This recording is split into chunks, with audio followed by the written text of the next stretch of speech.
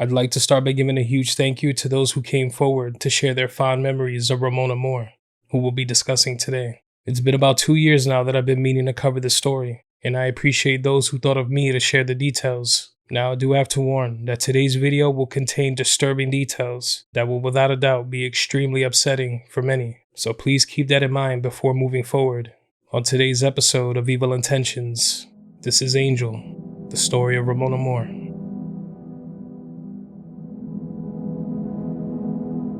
As bad a Mother's Day as you can imagine for Carmichael of Brooklyn after she got a phone call telling her where her missing daughter might be found. When police got to that location, they found a body. The victim's mother was already at the crime scene when police arrived. Her name is Romona Moore. She's a 21-year-old student at Hunter College, and she disappeared April 24th. And Bill, what makes this even more mysterious is that the family, which had put up these missing posters, received a phone call telling them where they could find Romona Moore's body. The police are investigating that as well as they try and track down the person responsible for the killing.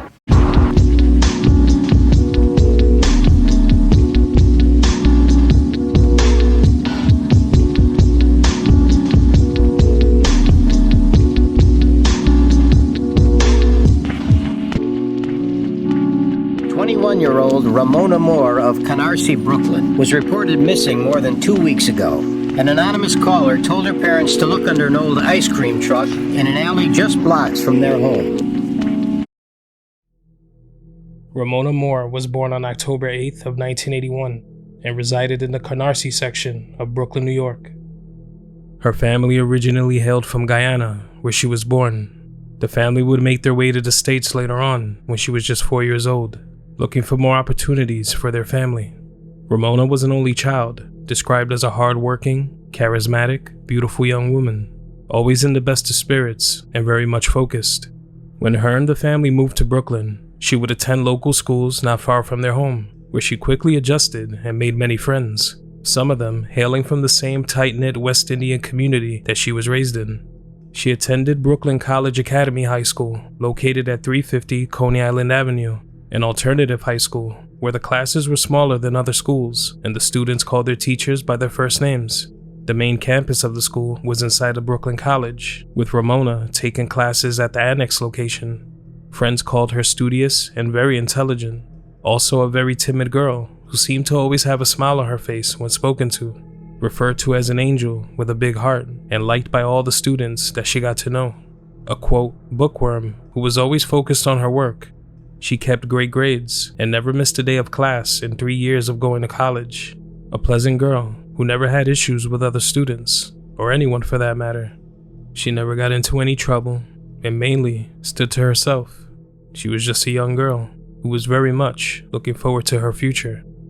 Soon after graduation, Romona was ready to commit to college, setting her sights on Hunter College in Manhattan, where she would major in psychology. She had big plans of building a thriving career, hoping to make enough money to one day move into Manhattan and get a nice apartment, something she brought up quite often. Unfortunately, those dreams of a future full of success would come to a horrifying end, and it all began on April 24th of 2003. That morning in Brooklyn began like any other. It was about 60 to 65 degrees in the city, cool and calm, the signs of spring starting to show all around. Romona let her mother know that she would be leaving the home soon. She wanted to go to a local record store to pick up some CDs, and then to head to a Burger King not far from the home. She wanted to grab something to eat since she didn't want leftovers from the night before. She finished getting ready, said bye to her family, and off she went. The day went on like it normally would, until Ramona's mother noticed that she wasn't back home yet, and she hadn't heard from her. It was around 11 p.m. that same night when her family would begin to get worried. At the same time, they weren't assuming the worst. They thought maybe she was just at a friend's house, but deep inside, they knew something wasn't right. She would normally at least call to let them know where she was. This wasn't like her at all. No call, and no sign at all from her. It was a very unsettling feeling for her family. They didn't want to make assumptions, but they knew that they had to act fast. They would report her missing the very next morning. While they needed help from the authorities to locate Romona and make sure that she was safe, according to the family, they received everything but help. They stated that from pretty much the moment they filed a missing persons report, one of the two main detectives on the case quickly brushed the claims off. He said that Romona was probably out partying or with a boyfriend. Police also said that Romona was a 21-year-old woman. If she didn't want to come back home, she didn't have to, and there wasn't much they would or could do about it. The family felt like it was a total disregard for their concerns. They knew Romona better than this. She would never just leave her family behind. Discouraged and left to fend for themselves, Ramona's family and friends all took to the streets, posting missing persons flyers and searching the Brooklyn neighborhood themselves, hoping to find her safe, but to no avail. She was nowhere to be found. A full police investigation wasn't started until April 28th of 2003, 3 long days after Ramona's family first reported her missing. The days kept going by with no trace of her, and nobody had any idea what might have happened. That's until Saturday, May 10th of 2003, when Ramona's family received a disturbing phone call. When they answered, it was the voice of a man on the other end, speaking with a noticeable West Indian accent. He didn't reveal his identity. He had disturbing news to share. The man, who had presumably seen those missing persons flyers with the family's number, said that he had heard a young woman screaming just days before. He said the girl that he heard might have been Romona, and that her life might have been taken.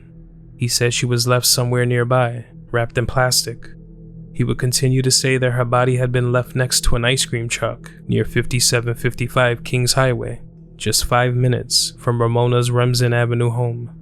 They also made mention of Snyder Avenue and a second younger girl who had been held captive and violated. Very specific.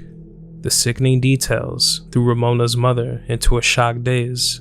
It was the last thing the family ever wanted to hear. But determined to learn the true fate of her daughter, Ramona's mother went to where the caller said and found an abandoned ice cream truck behind a fence, right next to an abandoned building at 5749 Kings Highway, located pretty much right next to where the family was told to go on that phone call. As authorities arrived, they would find Ramona's mother already at the location, standing outside. May 11th, the very next day, would have been Mother's Day, and here she was, being told that her only child might be right here, deceased. It's the last thing any parent ever expects to hear. As authorities canvassed the space near the ice cream truck, they would find what looked like a body, wrapped in a gray blanket and tied up, right between the truck and the wall of the abandoned building. They pulled the body out and unwrapped it, revealing a young woman whose body was in horrifying condition. According to police, she was wearing no clothes, and her face was, quote, gone between decomposition, maggots, the elements, and whatever was done to her. They couldn't tell exactly what was done, or with what, but the injuries all over her entire body were indescribable. Only an hour after that anonymous phone call came in, the family finally had an answer. The body was confirmed to be that of their beloved Romona. She'd been violated and brutally beaten until she took her last breath. The news was as devastating for her loved ones as you might imagine. Her mother never expected to be coping with such a heavy tragedy, especially when it came to her loving daughter, who never had any enemies. They had no idea who would ever do this to her. Nothing made sense. A crippling grief quickly set in.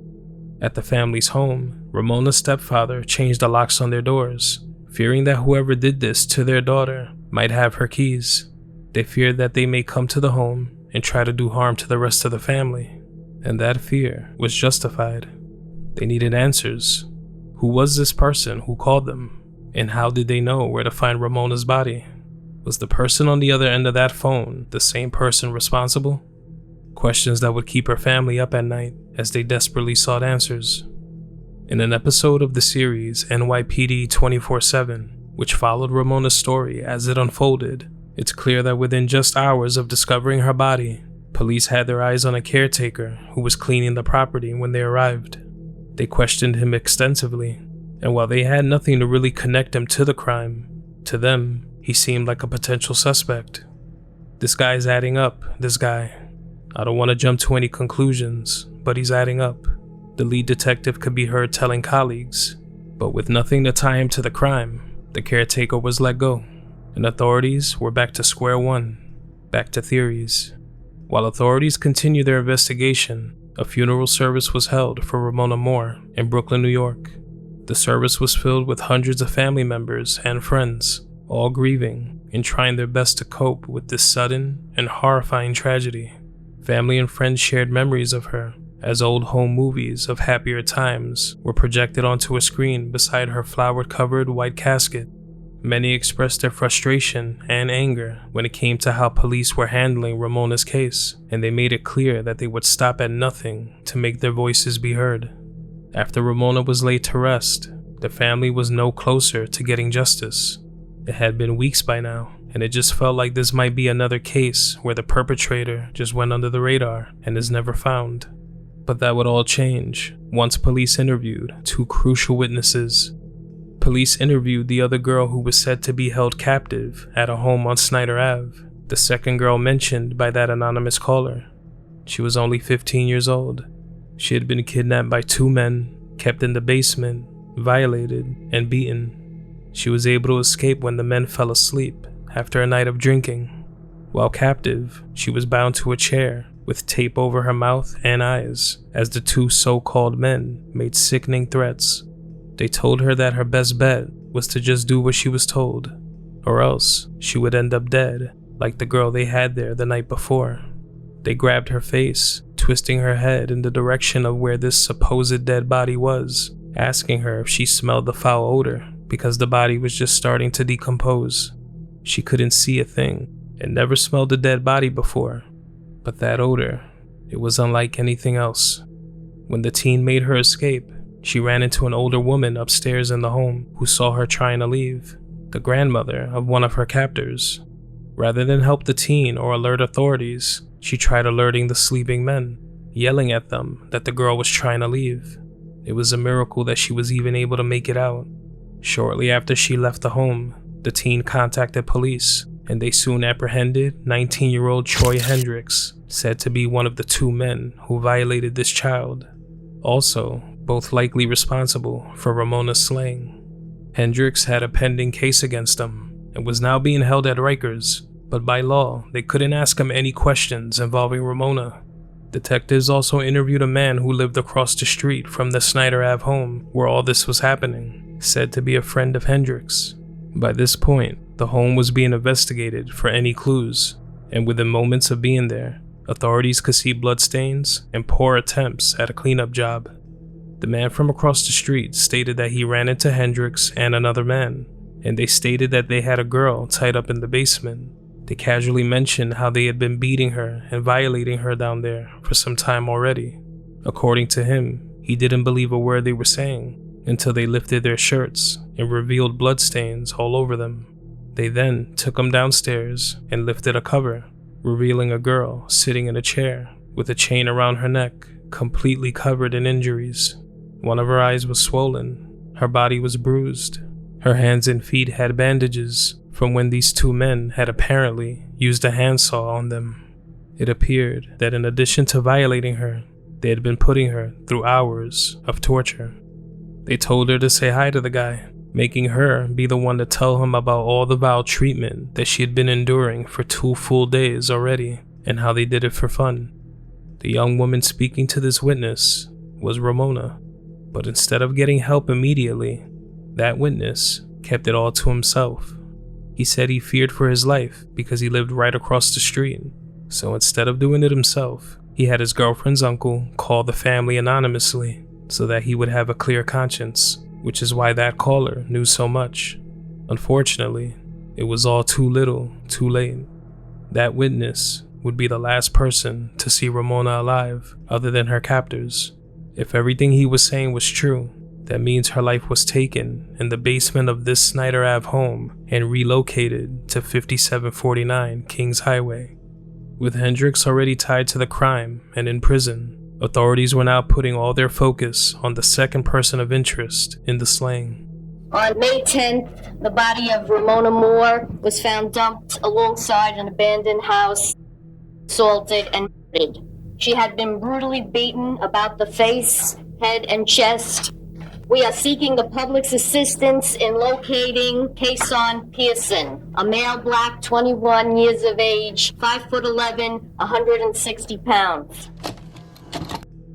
Police were now searching the tri-state area for 21-year-old Kason Pearson, who had an arrest record that included burglary and assault. Tips in their investigation would lead them to numerous locations in Brooklyn and Albany, but they turned up with nothing. Information would lead them far out of New York City and all the way to Atlanta, Georgia. Local Atlanta police would be responsible for performing a raid at a location that Pearson was said to be hiding with his girlfriend.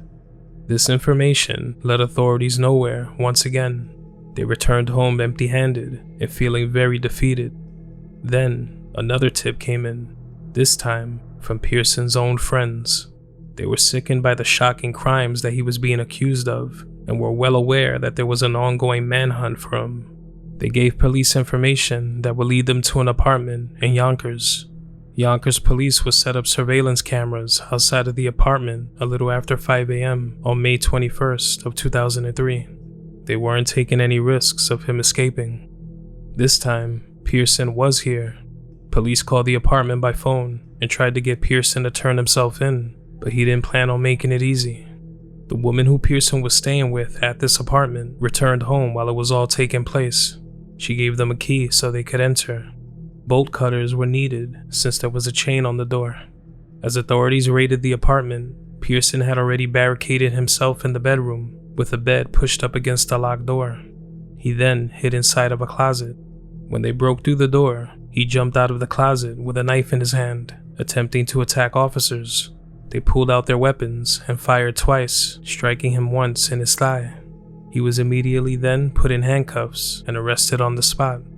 As he was questioned, he would at first try to deny any connection to what happened to Romona, but after a while, he would confess, giving grisly details of what he did, and it was far worse than anyone had imagined. Ramona's family was, of course, told about the arrest, and while they were happy that someone was finally captured, it did very little to stop their pain, and the road to closure would be a long one. By January of 2006, a trial was underway for monsters Pearson and Hendricks in the slaying of Romona Moore. It would be here that a jury, for the first time, heard all the disturbing details of what was done to her. She was chained by her neck, hands, and feet, her face badly swollen from continuous beatings with foreign instruments and bare hands. She was brutally violated by the both of them for the 3 to 4 days that she was there. Cigarette burns were found under her eyes and on her eyelids. She was clad in only a sweater and panties while she was still alive. Weapons used to brutally beat her upon the face and body included a hammer and barbell. They also used a handsaw and a knife to slice up her fingers. Both the barbell and hammer were likely the weapons used to disfigure her face during their savage attack as they bludgeoned her. Due to the extensive injuries, medical examiners will conclude that she was tortured, and it didn't end quickly. Ramona's mother cried as she heard the details. She had the courage to take the stand for her daughter. She told a jury about her experience with detectives and how a failure to act might have played the biggest role in her daughter's slaying. If they had put the word out within a day like they had with other cases that happened around the same time, they could have saved her life. A tip about that Snyder Ave home she was held in might have come sooner. Police would state that they did everything they could in a timely manner, and the case couldn't easily be compared to others. She recalled sitting on the stand and watching the two monsters who did this to her daughter, smiling and winking at one another as she spoke. Truly sickening behavior. It all weighed heavily on her and the rest of her loved ones. As if that wasn't terrible enough, having to go up there and speak about the day that her daughter went missing, it would all become much, much worse right after she got off the witness stand. It was then that Pearson and Hendricks would pull out shivs that they had stashed into their underwear, weapons that went unnoticed by metal detectors since they were plastic. In an instant, they were launching an attack inside of the courtroom. The place exploded into chaos as jury members hid and took cover. Hendricks lunged at an officer as jury members were leaving the courtroom, reaching for his gun and swinging the makeshift knife at everyone in his path. While that was happening, Pearson took his shiv and stabbed an attorney in the chin. It all happened almost instantly. Hendricks was pepper sprayed and overpowered, while Pearson was swarmed by officers. They were escorted out of the courtroom in wheelchairs, with Pearson laughing to himself as he was wheeled out. Not 1 ounce of remorse. It was clear that they knew they were probably going to be away for the rest of their lives, and this might be the perfect way to try to escape, to avoid facing what they had done, by launching this attack and either successfully escaping or having their lives ended in the process, taking the easy way out. Whatever their goal was, it didn't work. The situation was now under control, but not before a terrifying attack that left Ramona's family and the entire courtroom shaken. It's scary to think what the outcome could have been had they actually gotten their hands on those officers' weapons. Due to this and other factors, the first trial would end in a mistrial, with a second trial beginning very shortly after. Throughout that second trial, Pearson would go on to claim that his early confession that he made to authorities about Ramona's slaying was coerced by police. He said his evening with Ramona ended with a hug, and he didn't harm her. He said his false confession came from his, quote, creativity and common sense, but nobody in the courtroom was buying it.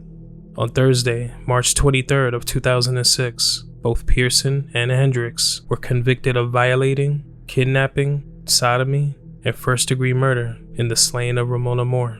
And on Tuesday, April 11th of 2006, they were both sentenced to life in prison without the possibility of parole. They'll never be free. You are a deadly human virus, a deadly vessel of human terror, the judge told Hendricks after handing down the sentence. Ramona's mother and the rest of the family were happy with the fact that these monsters would never be free again. But the feeling that not enough had been done, they just couldn't shake it, is something they felt very strongly about, and that never changed. Nobody could ever predict that something so horrific would ever happen to Ramona, but those days leading up to her slaying, those were crucial. She was still alive, probably thinking to herself that maybe this man who had been brought downstairs to that basement could find it in himself to get her some help, but he never did. Her family was just blocks away, searching everywhere they could, with no idea just how close she actually was. Imagine being a family and doing everything you could to find your loved one, but it doesn't feel like anyone's listening. Ramona had her whole life ahead of her, and dreams of making great things happen for herself. She was a kind-hearted young woman with a very promising future. She had no idea that when she left her home that day, she would be snatched off the streets and met with this horrifying treatment, all at the hands of these two sick individuals who had the worst intentions in mind. She should still be here today, living the life that she dreamed of, in her apartment somewhere in Manhattan, but that'll never happen. While the monsters responsible will spend every waking moment of the rest of their lives behind bars, Ramona's family will always struggle with how things were handled. They strive to always keep her name alive and never let her memory fade. If alive today, Romona would be 43 years old. Rest in peace, Romona Moore, and my deepest condolences go out to her family and her loved ones. You aren't forgotten.